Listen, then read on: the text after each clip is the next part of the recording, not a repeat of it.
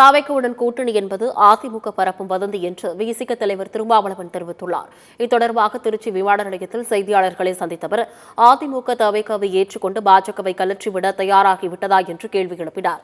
பாஜகவை அதிமுக கலற்றிவிடும் என்றால் கூட்டணி வைக்க நம்பகத்தன்மையற்ற கட்சியாக அதிமுக மாறிவிடும் என்று கூறினார். தமிழக வெற்றிக் கழக தலைவர் விஜயுடன் கூட்டணி என்பது அதிமுக பரப்பும் வதந்தி என்று கூறிய திருமாவளவன், பாதுகாப்பு கேட்டு நீதிமன்றத்தில் விஜய் கோரிக்கை வைத்ததில் எந்த தவறும் இல்லை என்று கூறினார். அதிமுக தரப்பிலே பரப்புகிற ஒரு வதந்தி, அவர்கள் ஏற்கனவே பாஜகவோடு கூட்டணியில் இருக்கிற போது தமிழக வெற்றிக் கழகம் அந்த அணிக்கு எப்படி வரும் என்ற கேள்வி எழுகிறது. ஏனென்றால் பாஜக எங்களுடைய கொள்கை எதிரி என்று விஜய் அவர்கள் ஏற்கனவே அறிவித்திருக்கிறார்.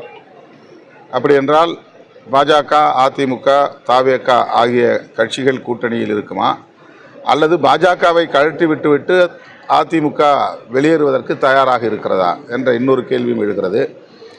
எனவே அதிமுக தலைமை ஒரு கூட்டணிக்கு கூட நம்பத்தகுந்த அந்த நம்பிக்கையுடைய அல்லது நம்பகத்தன்மையுடைய ஒரு கட்சியா என்ற கேள்வி இயல்பாக எழுகிறது.